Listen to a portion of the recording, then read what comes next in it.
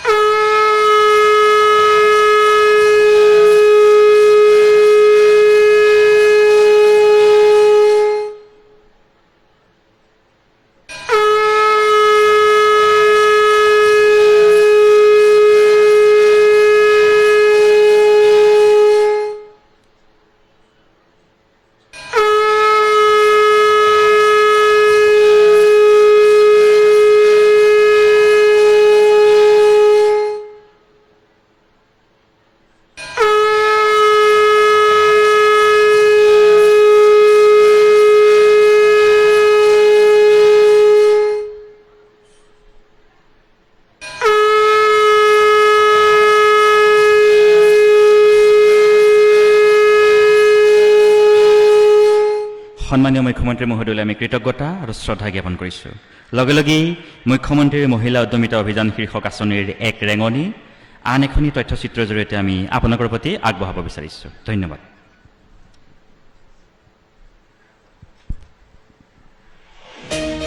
এসময়ত ভাৰতৰ নাৰী সমাজ ঘৰৰ চাৰিবেৰৰ মাজত আবদ্ধ আছিল, কিন্তু আজি তেওঁলোক আমাৰ দেশৰ একোগৰাকী দিক নিৰ্ণয় কৰোতা।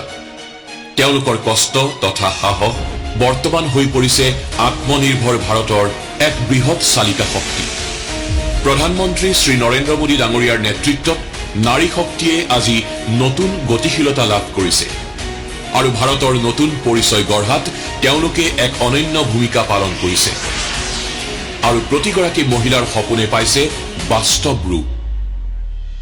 এই সংকল্প আগুৱাই নিয়াৰ প্ৰচেষ্টাৰে মুখ্যমন্ত্ৰী ডক্টৰ হিমন্ত বিশ্ব শৰ্মাৰ দূৰদৰ্শী নেতৃত্বত অসমত আৰম্ভ হৈছে এক নতুন অভিযান, মুখ্যমন্ত্ৰী মহিলা উদ্যমিতা অভিযান। এই অভিযানৰ লক্ষ্য হৈছে অসমৰ 3.5 লাখ আত্মসহায়ক গোটৰ 30 লক্ষ মহিলা সদস্যৰ প্ৰতিগৰাকীকে আত্মনিৰ্ভৰ আৰু সবল কৰি তোলা আৰু প্ৰত্যেককে একোগৰাকী লাখপতি বাইদেউ ৰূপে গঢ়ি তোলা। मैंने देश की 2 करोड़ बहनों को लखपति बनाने की गारंटी दी। अब 2 करोड़ के बजाय 3 करोड़ बहनों को लखपति दीदी बनाया जाएगा। इसका लाभ असम की मेरी हजारों लाखों बहनों को भी जरूर होने वाला है। यहां स्वयं सहायता समूह से जुड़ी सभी बहनों के लिए अवसर ही अवसर आने वाले हैं। অসমৰ প্ৰতিটো কোণত, সেয়া চহৰেই হওক বা গাঁও, এই যোজনাই মহিলাসকলৰ বাবে নতুন আশাৰ ৰেঙনি কঢ়িয়াই আনিছে। এসময়ত য'ত সুযোগ সুবিধা কম আছিল, তাত এতিয়া সাধাৰণ আৰু কম পঢ়া শুনা কৰা মহিলায়ো নিজৰ ভৰিত থিয় হৈ উদ্যমী হ'ব পাৰিছে। এই প্ৰয়াসে কেৱল আত্মবিশ্বাসেই বঢ়োৱা নাই, বৰং প্ৰতিখন ঘৰতে এক নতুন আৰ্থিক শক্তিও সৃষ্টি কৰিছে। মানুহে তেওঁলোকক এতিয়া মৰমতে কয় লাখপতি বাইদেউ। আৰু এনে এক সুখ আৰু আত্মবিশ্বাস লাভ কৰিলে স্বপ্না বাইদেউ, যি নিজৰ ঘৰ আৰু কামৰ মাজত মৰম আৰু সমৰ্পিত ভাৱেৰে সন্তুলন বজাই ৰাখিছে। এই সন্তুলনে তেওঁক সবল আৰু প্ৰেৰণাদায়ক উদ্যমী ৰূপে গঢ়ি তুলিছে। মাত্ৰ 10,000 টকাৰে নিজৰ এটি সৰু প্ৰয়াস আৰম্ভ কৰি আজি নিজ উদ্যমিতাৰে প্ৰেৰণাদায়ক শক্তি হৈ পৰিছে। দোকানখন খোলাৰ মানে উদ্দেশ্য কি হ'ল, মই যিহেতু গাঁৱত থাকোঁ, গাঁৱত থকাৰ কাৰণে মোৰ তাতে বেছি কাষ্টমাৰ নাথাকে, মাৰ্কেটিংটো মই কৰিব পৰা নাই আৰু সেই মাৰ্কেটিঙৰ কাৰণেই মই আজি দোকানখন খুলি ল'ব লগা হ'ল। আৰু এইখিনিতে মই আজি এতিয়া মুখ্যমন্ত্ৰী মহিলা উদ্যমিতা অভিযানত যি 10,000 টকাৰ চেকখন আমি পাইছোঁ আৰু সেই টকাৰে মই এই ব্যৱসায়তেই ব্যৱহাৰ কৰিম বুলি মই ভাবিছোঁ আৰু মোৰ দৰে বহুতেই হয়তো এই 10,000 টকালৈ উপকৃত হ'ব কাৰণ বহুতেই নিজে নিজে এটা ব্যৱসায় আৰম্ভ অলৰেডি কৰিছেই সৰু সুৰাকৈ হ'লেও কিন্তু তাতে তেওঁলোকে এতিয়া অকণমান বহলাই কৰিব পাৰিব আৰু কেতিয়া বছৰত হয়তো তেওঁলোকে লাখ টকা ইনকম কৰিবলৈ সক্ষম হ'ব বা ময়ো সক্ষম হ'ম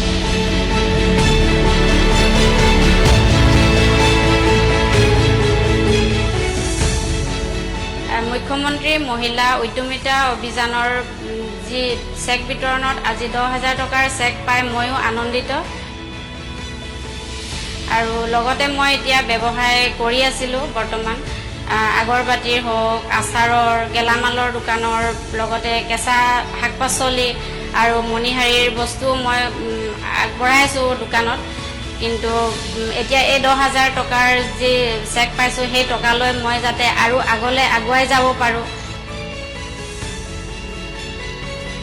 এই অভিযানৰ যোগেদি মোৰ দৰে আৰু বহুতো মহিলা স্বাৱলম্বী হৈছে আৰু লগতে লাখপতি বাইদেউ হ'বলৈ সক্ষম হৈছে আৰু মুখ্যমন্ত্ৰী ডাঙৰীয়াক মোৰ ফালৰ পৰা বহুত বহুত ধন্যবাদ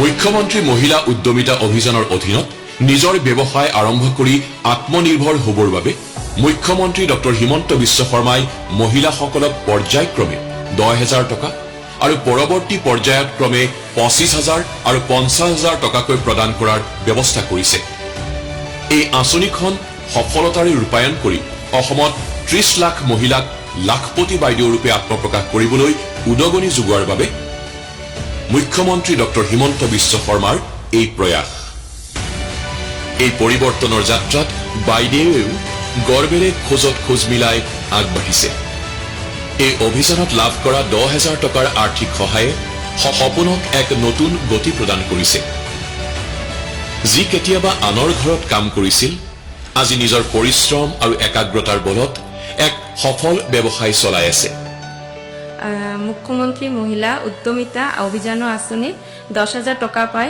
মই গৰু পালন কৰি আছোঁ আৰু সেই গৰু পালন কৰি মই বছৰি লাখ টকাৰ ওপৰত ইনকাম কৰি আছোঁ তো মই লাখপতি বাইদেউ হয় ছাৰ ডক্টৰ হিমন্ত বিশ্ব শৰ্মাক মই ধন্যবাদ জ্ঞাপন কৰিছোঁ আৰু মই নিজে সুখী হৈছোঁ এতিয়া মহিলাসকলে কয় চৰকাৰে কেৱল আমাক সহায় কৰা নাই আমাক লাখপতিলৈ ৰূপান্তৰ কৰিবলৈও উদগনি যোগাইছে আঁচনিখনৰ আধাৰত চৰকাৰে আৰ্থিক সাহায্য আগবঢ়ায় নিজৰ ব্যৱসায় সফলতাৰে আগবঢ়াই নিব পৰাকৈ মহিলাসকলক প্ৰশিক্ষণ আৰু মাৰ্গদৰ্শন দিয়ে লগতে ব্যৱসায়ৰ আনুষংগিক দিশবোৰৰ ওপৰতো আলোকপাত কৰা হয় এই সমগ্ৰ আঁচনিখনৰ বাবদ মুখ্যমন্ত্ৰী ডক্টৰ হিমন্ত বিশ্ব শৰ্মাই প্ৰায় 3,000 কোটি টকাৰ বাজেট নিৰ্ধাৰণ কৰিছে এয়া হৈছে দেশৰ ভিতৰতে বিৰল মহিলা উদ্যমিতাৰ এক পদক্ষেপ মই অসমৰ 40 লাখ মহিলাক লাখপতি বাইদেউ বনাবৰ কাৰণে মই কষ্ট কৰিছো সংগ্ৰাম কৰিছো প্ৰতিটো দিন প্ৰতিটো মুহূৰ্ত অসমৰ দৰে দুখীয়া ৰাজ্য এখনত হাজাৰ হাজাৰ কোটি টকা সঞ্চয় কৰি মোৰ মাসকলৰ বাবে মই আজি বিলাই দিব পাৰিছো তাতে মোৰ সফলতা মই ভাবো যে এইখিনি কাম যদি কংগ্ৰেছে কৰিলেহেঁতেন আমাৰ অসমৰ পৰা দৰিদ্ৰতা কেতিয়াবাই নোহোৱা হৈ গ'লহেঁতেন আমাৰ অসমখন ভাৰতবৰ্ষৰ 5খন ৰাজ্যৰ ভিতৰত কেতিয়াবাই আজি আমাৰ নাম থাকিব পাৰিলেহেঁতেন এতিয়া মহিলাসকলে কয় চৰকাৰে কেৱল আমাক সহায় কৰা নাই আমাক লাখপতিলৈ ৰূপান্তৰ কৰিবলৈও উদগনি যোগাইছে অসমৰ প্ৰতিটো কোণৰ প্ৰতিখন জিলা প্ৰতিটো সমষ্টিৰ প্ৰতিখন গাঁও পঞ্চায়তৰ আত্মসহায়ক গোটৰ মহিলা সদস্য এতিয়া এই অৰ্থনৈতিক ৰূপান্তৰৰ একোগৰাকী সক্ৰিয় অংশগ্ৰহণকাৰী কোনোবা মহিলা উদ্যমী যদি ইতিমধ্যে লাখপতি বাইদেউলৈ ৰূপান্তৰ হৈছে আন কোনোবা আকৌ সেই বাটেৰে আত্মবিশ্বাসেৰে ধাৱমান হৈছে। লাখপতি বাইদেউ কেৱল মাথো এক মিঠা সপোন নহয়, আজি ই অসমৰ মহিলা উদ্যমীসকলৰ অধ্যৱসায়, আত্মবিশ্বাস আৰু সফলতাৰ বাস্তৱ প্ৰতিফলন। আজি অসমৰ হাজাৰ হাজাৰ মহিলা আৰ্থিকভাৱে সবল হৈ নিজৰ পৰিয়ালৰ দায়িত্ব পালন কৰাৰ লগতে আনৰ বাবেও আদৰ্শ হৈ পৰিছে। প্ৰধানমন্ত্ৰী শ্ৰী নৰেন্দ্ৰ মোদী ডাঙৰীয়াৰ সংকল্প আৰু মুখ্যমন্ত্ৰী ডক্টৰ হিমন্ত বিশ্ব শৰ্মা ডাঙৰীয়াৰ সবল নেতৃত্বত অসমৰ ৩০ লক্ষ উদ্যমী মহিলাৰ মনত আত্মবিশ্বাসৰ বীজ আজি অংকুৰিত হৈছে। এই উদ্যমী মহিলাসকল প্ৰথমে নিজৰ পৰিয়ালৰ, তাৰ পাছত সমাজৰ, তাৰ পাছত ৰাজ্যৰ আৰু শেষত দেশৰ অৰ্থনৈতিক বিকাশৰ অভিকেন্দ্ৰত পৰিণত হৈছে। সবল নাৰী, শক্তিশালী অসম, আত্মনিৰ্ভৰ ভাৰত। ধন্যবাদ। আৰু ইয়াৰ লগে লগেই অসমৰ বিকাশ আৰু প্ৰগতিৰ অগ্ৰগামী যাত্ৰাৰ মূল খনিকৰ স্বৰূপ সন্মানীয় মুখ্যমন্ত্ৰী ডক্টৰ হিমন্ত বিশ্ব শৰ্মাদেৱৰ বক্তব্য আগবঢ়াবৰ বাবে আমি আন্তৰিকতাৰে অনুৰোধ জনাইছোঁ। ধন্যবাদ। কি খবৰ? খবৰ ভাল নে বেয়া? কিমান ভাল? চাহ দেখাই দিয়কচোন হাতেদি কিমান ভাল। বাপৰে, ৰাতিপুৱা কেইটা বজাত আহিছে? লামডিঙৰ পৰা ইয়াত আহি পাওঁতে কিমান টাইম লাগিলে? আকৌ কাকিৰ পৰা, আকৌ লংকাৰ পৰা, মুঠতে কেইটাত আহি পালে ইয়াতে? 6টা? সঁচা কওকচোন, কেইটাত আহিলে? 6টাত, 7টাত, 8টাত, কেইটাত? ৰ'ব মই কৈ দিছো। 6টাত কোন কোন আহিলে? 3টাত উঠিছে, বঢ়িয়া। 7টাত কোন কোন আহিলে? আৰু 8টাত কোন কোন আহিলে? আচ্ছা, 8টাত অহা মানুহৰ সংখ্যা কম, 6টা আৰু 7টাত বেছি। ঘৰত চাহ পানী খাই আহিছে নে আজি খোৱা নাই? কোনে কোনে চাহ নোখোৱাকৈ আহিছে ঘৰত? আচ্ছা, ঘৰত আজি ঘৰৰ মানুহজনক কোনে কোনে চাহ দি আহিছে? কোনে দিয়া নাই? তো কেনেকে চাহ খাব আজি? নিজে বনাব পাৰিব? ঠিক আছে, যদি আজি চেকখন লৈ নাযায় ঘৰৰ মানুহজনে জোকাব নে নোজোকায়? আজি জোকাব। আজি চেক লৈ যাব লাগিব। লাগিব নে নালাগিব? আজি চেক লৈ নে নিদিলেও হ'ব? নিদিলেও হ'ব নে আজি দিবই লাগিব? এই লাষ্টৰ ফালৰ পৰা কওক, আজি দিব লাগিব নে নালাগে? লাগিব। ঠিক আছে, তেতিয়াহ'লে সকলোৱে মোৰ লগত একেলগে কওক, ভাৰত মাতা কি। আকৌ অলপ ডাঙৰকৈ ক'ব লাগিব, ভাৰত মাতা কি। নৰেন্দ্ৰ মোদী, নৰেন্দ্ৰ মোদী। বহুত বহুত ধন্যবাদ।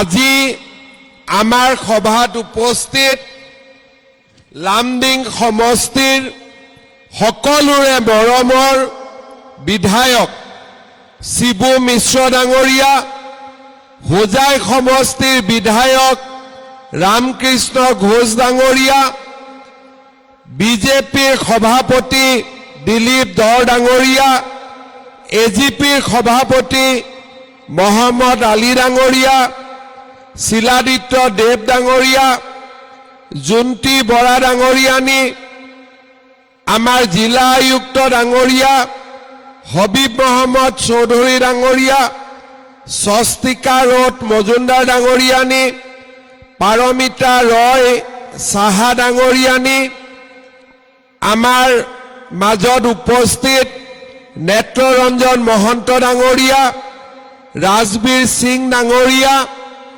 লামডিং সমষ্টিৰ বিভিন্ন স্থানৰ পৰা অহা আই মাতৃসকল আৰু আমাৰ সন্মানৰ সুধিবৃন্দ, কিছুদিন আগতে মই এই স্থানতেই হোজাই সমষ্টিৰ মহিলাসকলৰ মাজত মহিলা উদ্যমিতা আঁচনিৰ ধন বিতৰণ কৰিছিলোঁ। আজি লামডিং সমষ্টিৰ আই মাতৃসকলৰ মাজত আমি এই মহিলা উদ্যমিতা অভিযানৰ পুঁজি বিতৰণ কৰিম।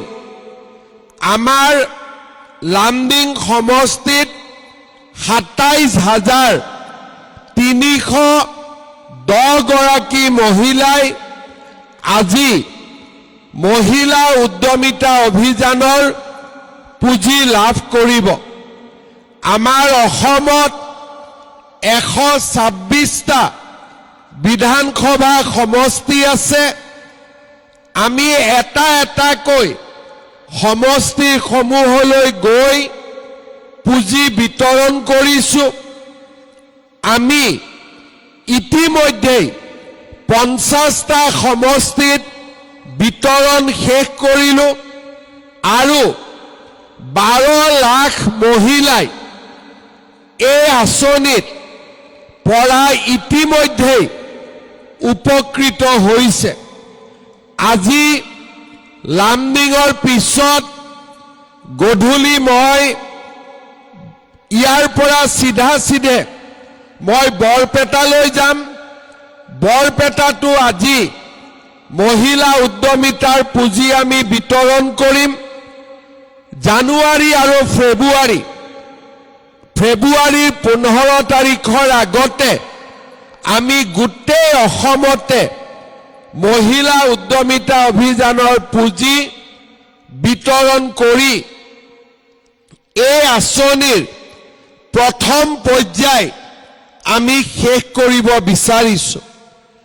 প্ৰথম পৰ্যায়ৰ পিছত আমি আপোনালোকৰ মাজত আকৌ আহিম আৰু এই আঁচনিখন এটা নতুন পৰ্যায়লৈকে আগবঢ়াই লৈ যাবলৈ আমি চেষ্টা কৰিম। শ্ৰদ্ধাৰ আই মাতৃসকল, আমাৰ এই আঁচনিখনৰ লক্ষ্য হ'ল আপোনালোকক অধিকাৰ দিয়া, আপোনালোকৰ জৰিয়তে সমাজৰ আৰু অসমৰ অৰ্থনীতিৰ যি শক্তি তাক অধিক শক্তিশালী কৰা।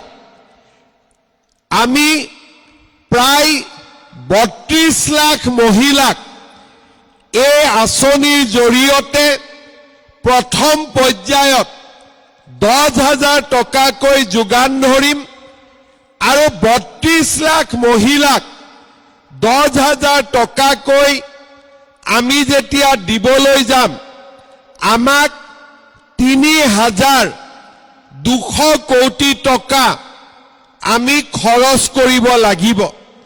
ইতিমধ্যেই আমি 1,200 কোটি টকা খৰচ কৰিছোঁ।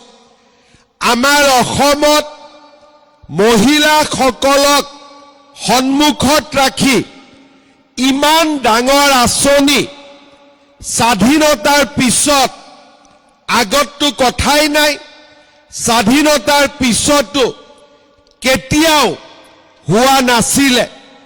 মই অসমৰ মুখ্যমন্ত্ৰীৰ তালিকাত মোৰ নম্বৰ আহে 15, অৰ্থাৎ ইয়াৰ আগতে অসমত 14 গৰাকী মুখ্যমন্ত্ৰী আমাৰ ৰাজ্যৰ শাসন পৰিচালনা কৰিলে। বহুতে বহুত কাম কৰিছে, অসমৰ উন্নতি হৈছে, কিন্তু মহিলাসকলক সন্মুখত ৰাখি যোৱা 5 বছৰত যিমান কাম হৈছে, আগতে কেতিয়াও মহিলাসকলক ইমান সন্মান আৰু ইমান অধিকাৰ দিয়া হোৱা নাছিলে।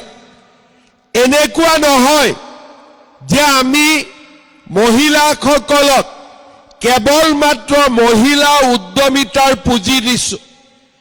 আমাৰ চৰকাৰৰ দিনত আমি মহিলাসকলৰ উন্নয়নৰ বাবে সৰ্বদিশত আমি কাম কৰিবলৈ চেষ্টা কৰিছিলো।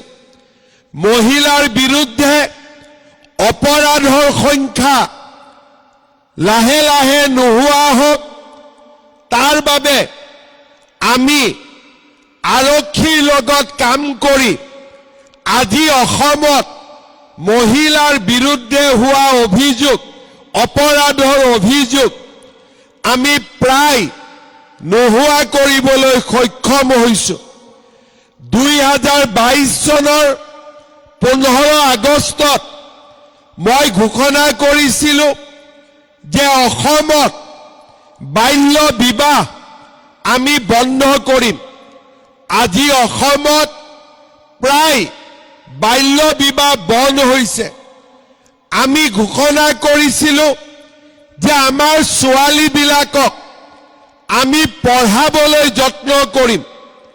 অসমত স্কুল কলেজ নিযুত মইনা আঁচনি বিনামূলীয়া এডমিশ্যন ক্লাছ 9ত চাইকেল স্কুটি এনে বিভিন্ন আঁচনিৰে বিশেষকৈ নিযুত মইনা আঁচনিৰে আমি ছোৱালীসকলক কলেজত পঢ়াৰ আমি ব্যৱস্থা কৰিব পাৰিছিলো। কেইদিনমান আগতে মই কটন কলেজৰ এটা অনুষ্ঠানত যোগ দিবলৈ গৈছিলো।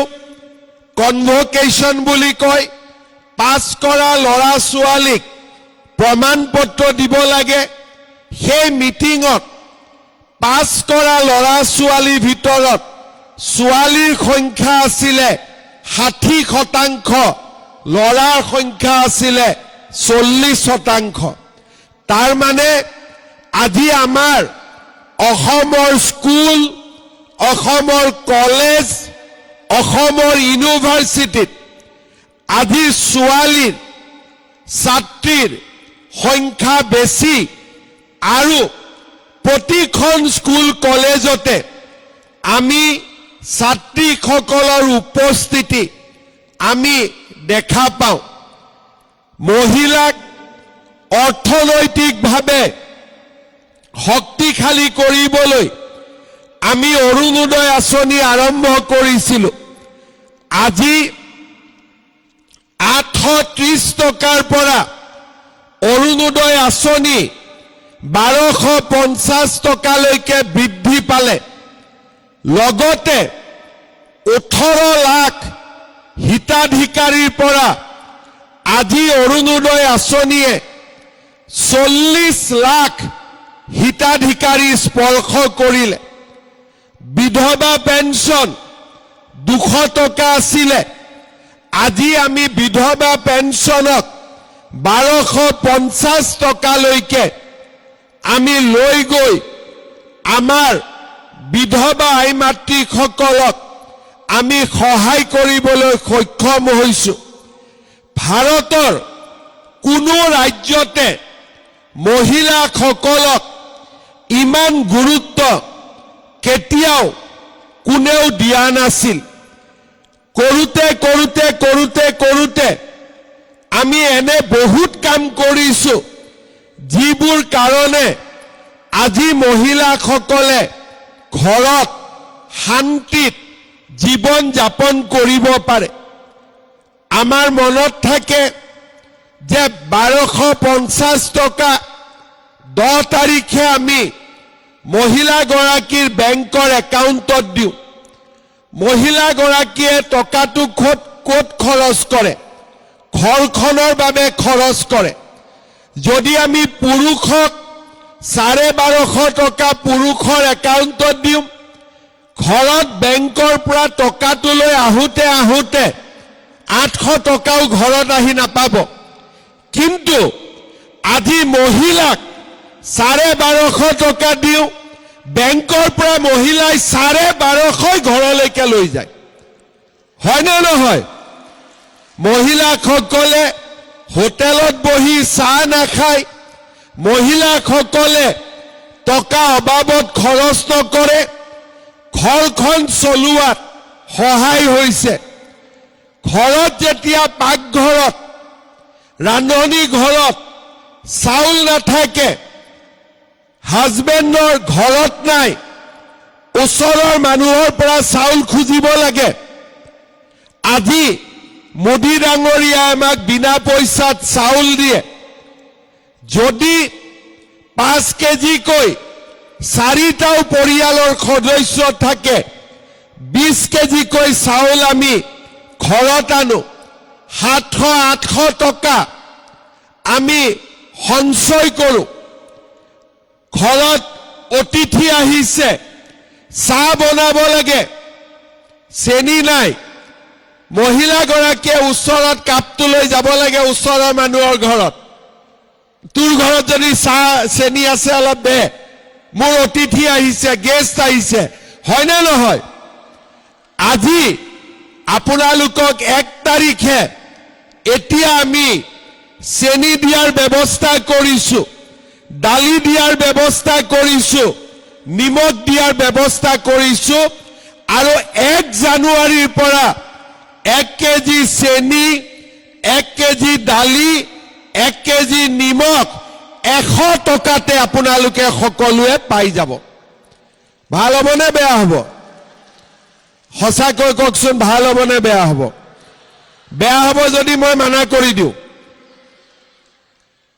আপোনালোকে চেনি কিনিছে নে নাই? চৰকাৰে দিয়া চেনি কোনে কোনে চেনি কিনিছে হাত দাঙকচোন।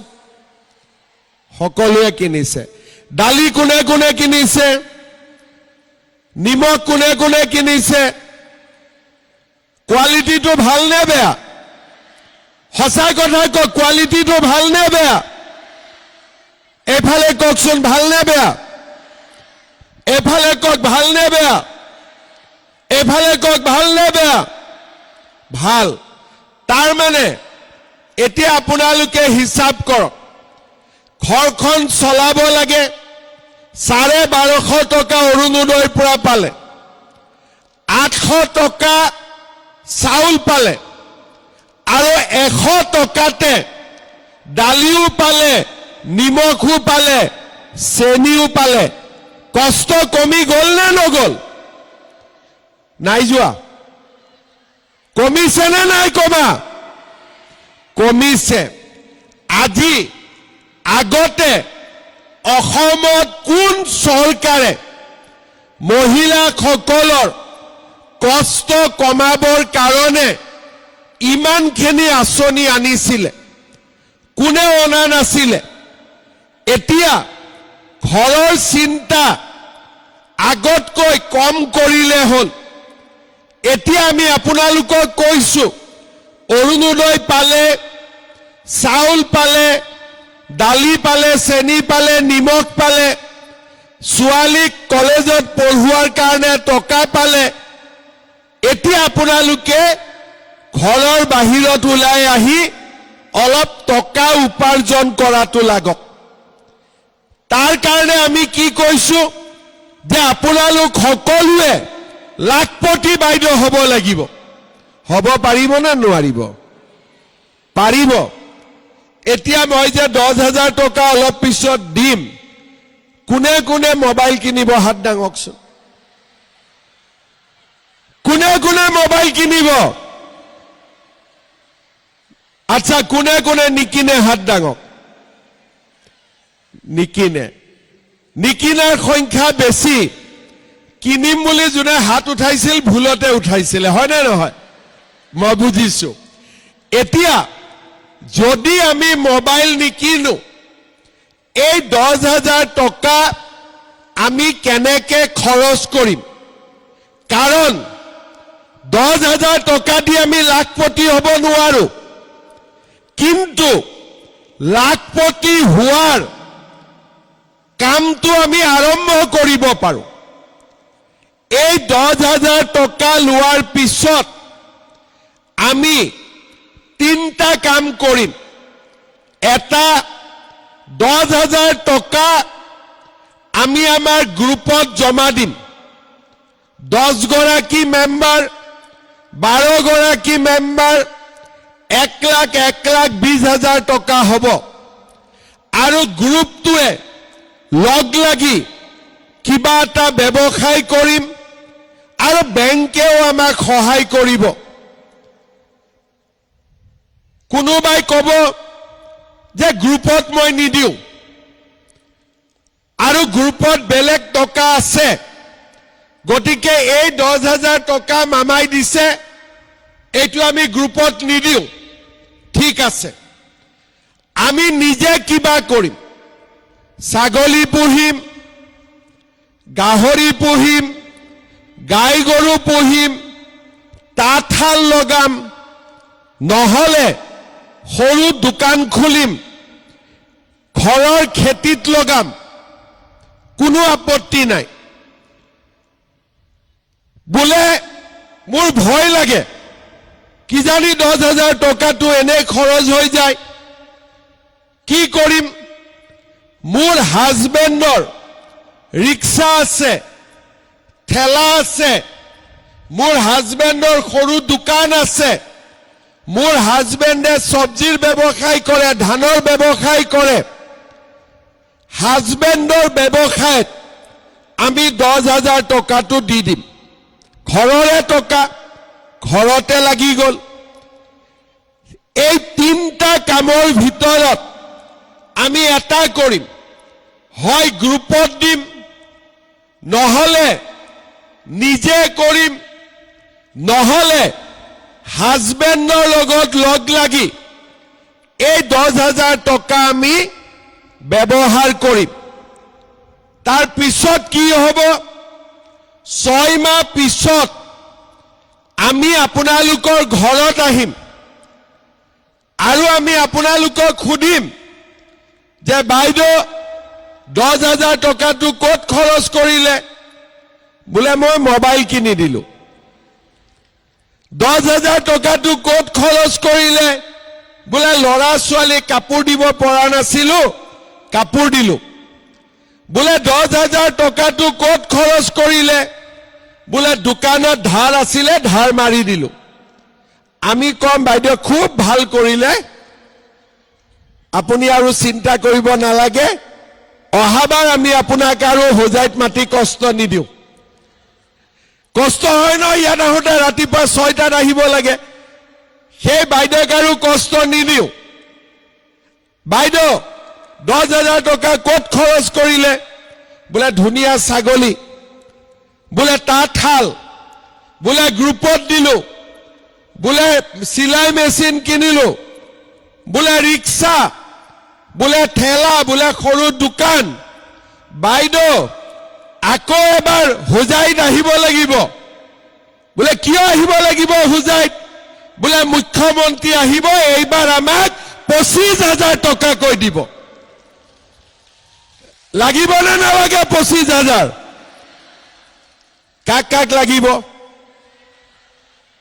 সঁচাই লাগিব ঠিক আছে 25,000 দিয়াৰ পিছত 10,000টো য'ত খৰচ কৰিছিলে তাতে 25,000টো খৰচ কৰিব 10,000 হ'ল 25 হ'ল 35,000 হৈ গ'ল বোলে নহয় 25,000টো অলপ পালো ঘৰত দুখন টিংপাত লগাব আছিল লগাই দিলো বোলে 25,000টো পালো 10,000টো হাজবেণ্ডে নিয়া নাছিল 25,000টো পাই হাজবেণ্ডে লৈ গুচি গ'ল ধৰিবই নোৱাৰিলো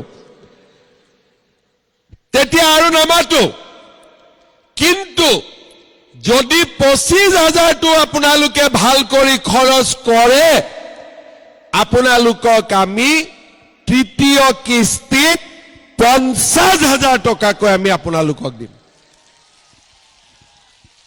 10,000টো পাই গ'ল আজি 25 কোনে কোনে ল'ব পাৰিব বুলি বিশ্বাস আছে হাত দাঙকচোন ঠিক আছে 25ও পাছ কৰি 50 কোনে কোনে ল'ব পাৰিব বুলি আপোনালোকৰ বিশ্বাস আছে বাপৰে বহুত টকা যাব 10,000কৈ দিওঁতে 3,200 কোটি, 25,000 দিলে প্ৰায় 8,000 কোটি যাব, আৰু 50,000 দিলে প্ৰায় 16,000 কোটি টকা যাব। কিন্তু মোদী ডাঙৰীয়াই কি কৈছে যে 3 কোটি মহিলাক লাখপতি বনোৱাৰ মই গ্যাৰেণ্টি দিছো। 10,000 পালো, 25,000 পালো, 50,000 পালো, আমি লাখপতি বাইদেউ হ'ব পাৰিম নে নোৱাৰিম? তেতিয়া পাৰিব। ময়ো তেতিয়া মোদী ডাঙৰীয়াক কম যে মোদীজী আপোনাৰ 3 কোটি আৰু মোৰ 30 লাখ আমি লাখপতি বাইদেউ বনাই দিলো। হ'ব পাৰিব নে নোৱাৰিব? পাৰিব। এতিয়া চাওক, কোনবাই ভাবিব পাৰে যে লাখপতি হোৱাটোতো বহুত টান কথা, কিন্তু আমি 10,000, 25,000, 50,000 টকা নিদিয়াকৈও বেংকৰ পৰা লোন লৈও আমাৰ মহিলাসকলে লাখপতি হ'ব পাৰিছে। আমাৰ ৰামনগৰ কাকি গাঁৱৰ নিৰ্মালী মেছ কাম কৰি আজি বাইদেৱে বাৰ্ষিক 1.16 লাখ টকা উপাৰ্জন কৰে। তেওঁ সামূহিক পুঁজিৰ পৰা 1.5 লাখ, বেংকৰ পৰা 3 লাখ টকা লোনো লৈছে। আমাৰ উদালিৰ জুঠাং বস্তি গাঁৱৰ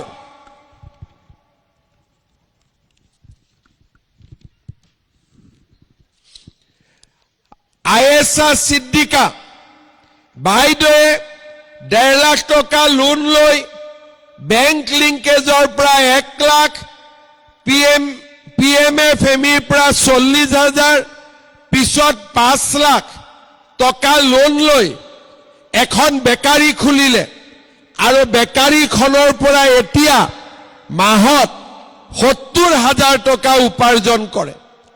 তাৰ মানে মহিলা উদ্যমিতা অহাৰ আগতেই আমাৰ অসমত মহিলাসকলে লাখপতি বাইদেউ হ'ব আৰম্ভ কৰিছে। এতিয়াতো আজিৰ পৰা আপোনালোক উদ্যমিতাত সোমাই গ'ল, আমি আপোনালোকক ট্ৰেইনিঙো দিম, প্ৰশিক্ষণো দিম, মাজে মাজে চৰকাৰৰ পৰা আপোনালোকে বিভিন্ন সহায় পাই থাকিব। 25,000ও পাব, 50,000ও পাব।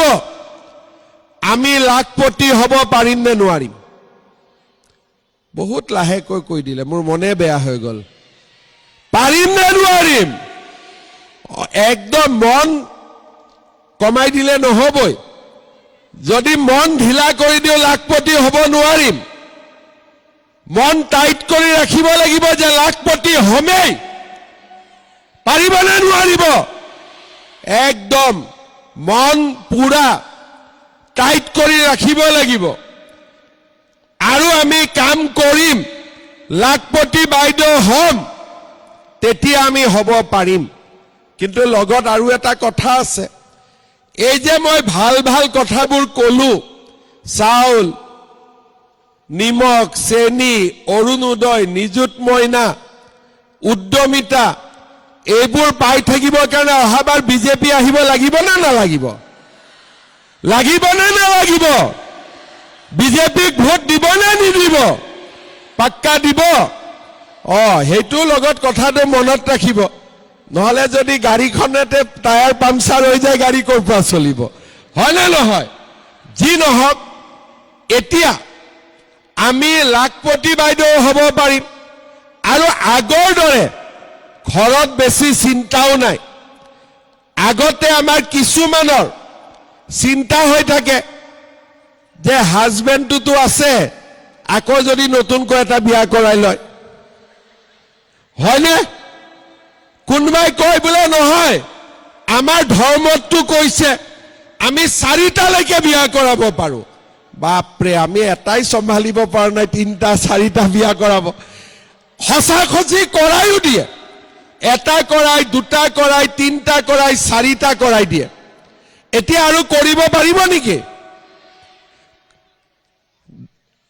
এতিয়া কৰিলে কি হ'ব? এতিয়া যদি ঘৰত হাজবেণ্ডে দুটা বিয়া কৰাই কি হ'ব? 7 বছৰ জেলত যাব লাগিব। কিমান দিন জেলত যাব লাগিব? 7 বছৰ জেলত যাব লাগিব। হিন্দু হওক মুছলমান হওক কোনো কথা নাই। এতিয়া হাজবেণ্ড বিলাকেও মহিলাসকলক সন্মান কৰিব লাগিব আৰু ঘৰত দুটা বিয়া কৰাব নোৱাৰিব। অৰুণোদয় আহিলে মহিলাৰ নামত বিভিন্ন আঁচনি, লাখপতি বাইদেউ দুটা বিয়াও পাতিব নোৱাৰে। এটা কিন্তু কাম আপোনালোকৰ থাকি যাব, যেতিয়া 10,000ৰ পৰা 25,000 পাম, মই আপোনালোকক সুধিম যে বাইদেউ ঘৰত বাচ্চা কেইটা? বোলে 5টা। কেনেকে হল 5টা? বোলে আল্লাই দি দিলে। তেতিয়া নহব আৰু, কাৰণ বাচ্চা আল্লাই নিদিয়ে। বাচ্চা জন্ম গিৰিয়েক ঘৈণীয়েকৰ সন্মতিৰহে হ'ব পাৰে, হয়নে নহয়? সেইকাৰণে আমি এটাই কৈছো যে 10ৰ পৰা 25, 25ৰ পৰা 50, 3টাতকৈ ঘৰত বাচ্চা বেছি নহব। কাৰণ যদি বাচ্চা বেছি হয়, লাখপতি বাইদেউ হ'ব নোৱাৰো, সিহঁতৰ পঢ়া শুনাত সময় খৰচ কৰিব লাগিব। সেইকাৰণে আজি ঘৰত গৈ হাজবেণ্ডসকলক ক'ব যে মামা আহিছিলে, মামাই ক'লে দুটা বিয়া কৰালে জেলত যাবি, জামেলা শেষ। লগত কি ক'ব যে বাচ্চাও কিন্তু 3টা, 4টা নহব। বোলে আল্লাই দিলে কি কৰিম? বোলে আল্লাই বাচ্চা নিদিয়ে বুলি মামাই কৈ গৈছে। বাচ্চা গিৰিয়েক ঘৈণীয়েকৰ আলোচনাতহে হ'ব পাৰে, আল্লাই ওপৰৰ পৰা কাকো বাচ্চা নিদিয়ে, ভগৱানে নিদিয়ে। কিন্তু আমি আল্লাহ বা ভগৱানৰ নাম লৈ কিছুমান কাম আমি কৰিব নালাগে, যি কামে সদায় আমাক দুখীয়া কৰি ৰাখিব। যিমানে বেছি ল'ৰা ছোৱালী হ'ব, কলেজত নাযাব, স্কুলত নাযাব, কিন্তু কম ল'ৰা ছোৱালী হ'ব, ঘৰত 2জনে উপাৰ্জন কৰিব, ল'ৰাক ডক্টৰ কৰিম, মেডিকেল কৰিম, ইঞ্জিনিয়াৰিং কৰিম, শিক্ষক কৰিম, আমাৰ দুখীয়া সমাজবিলাক আগবাঢ়ি গৈ থাকিব। সেইকাৰণে মই যোৱা 5টা বছৰ মহিলাসকলে ক'ত কষ্ট পায়, গোটেই কেইটা সমস্যা সমাধান কৰাৰ কাৰণে যত্ন কৰিছো। আৰ্থিকভাৱে হওক, সামাজিকভাৱে হওক, ৰাজনৈতিকভাৱে হওক, শিক্ষাৰ দিশৰ পৰা হওক, আজি আমাৰ অসম মহিলা অধিকাৰৰ ক্ষেত্ৰত, মহিলা সশক্তিকৰণৰ ক্ষেত্ৰত আজি আমি আগবাঢ়ি গৈ আছো। অনাগত দিনত আৰু আমি আগবাঢ়ি গৈ থাকিম। আজি আমাৰ মিটিংখন লামডিঙত হ'ব লাগিছিলে। বিধায়ক শিবু মিশ্ৰ ডাঙৰীয়াই মোক ক'লে যে লামডিঙত ইমান ডাঙৰ খেলপথাৰ নাই। আজি এখন লামডিঙত ষ্টেডিয়াম, মিনি ষ্টেডিয়াম সম্পূৰ্ণ হ'ল। ভৱিষ্যতে কাকি আৰু লংকাটো ষ্টেডিয়াম আমি বনাব লাগিব, যাতে আমাৰ ল'ৰা ছোৱালীয়ে পুলিচৰ কাৰণে দৌৰিবৰ কাৰণে সুবিধা পাব পাৰে। লামডিং আগতে মহকুমা নাছিলে, হোজাইত মহকুমা আছিলে, লামডিং হোজাইৰ অধীনত আছিলে। এতিয়া লামডিঙত আমি সমজিলা কৰিলো, তাৰ মানে জিলাৰ সমান সমজিলা। আজি সমজিলা কাৰ্যালয়ৰ কাৰণে আমি প্ৰায় 19 কোটি টকাৰে আমি কাম আৰম্ভ কৰিলো। লামডিঙত ধনশিলাৰ পৰা লং জাপলৈ 13 কোটি টকাৰ দলং আৰু হোজাই যোগীযান পথ 9 কোটি, মোৰাজাৰ ত্ৰিশঘড়ী পথ 10 কোটি আৰু বিভিন্ন আঁচনি আজি আমি ইয়াতে শুভ উদ্বোধন আৰু আমি আধাৰশিলাও স্থাপন কৰিলোঁ। লামডিঙৰ বিধায়ক শিবু মিশ্ৰ ডাঙৰীয়াৰ নেতৃত্বত যোৱা 5 বছৰে লামডিঙৰ পৰিৱেশ বহুত সলনি হৈ গ'ল। মই আশা কৰোঁ যে অনাগত দিনত আমাৰ লামডিঙৰ আৰু বহুত কাম হ'ব। লংকা উদালি কাকি সকলোৰে কাম হ'ব। আমি লামডিং সমষ্টিক আগুৱাই লৈ গৈ থাকিম। আজি মই সঁচাকৈ আনন্দিত যে 27,000 মহিলাই আজি 10,000কৈ পাব আৰু লামডিঙৰে 30,500 পৰিয়ালে আজি অৰুণোদয়ো পাইছে। হাত দাঙকচোন, কোনে কোনে অৰুণোদয় পাই আছে? হাত দাঙক সকলোৱে। আচ্ছা, যাৰ ঘৰত অৰুণোদয় পোৱা নাই, নিজে নোপোৱা নহয়, ঘৰত অৰুণোদয় পোৱা নাই, তেওঁলোকে হাত দাঙক। ঠিক আছে, এতিয়া আমি লাহে লাহে নোপোৱা পৰিয়ালবিলাককো অৰুণোদয় দি গৈ থাকিম।